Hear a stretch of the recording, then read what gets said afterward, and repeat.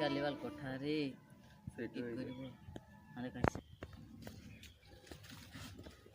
মুখ উঠা রে হ্যাঁ অভি পয়সা দিবি না আজ পয়সা বহুত কমই তুই পয়সা দিবি কি না বল নাইন দিবি না চললাম কেস করে আরে তোর পয়সাটা কি হইলো আমার গাইডে কমি গেছে আমরা নাইন দিবি তো 2 টাকা আমি কেস করে চললাম যাচ্ছি এবারে একটাই উপায় আছে। কি উপায় বল? কালুয়া গুন্ডা নামে একটা ফেমাস লোক আছে, ওকে ফোন করতে হবে, ধমকা করে।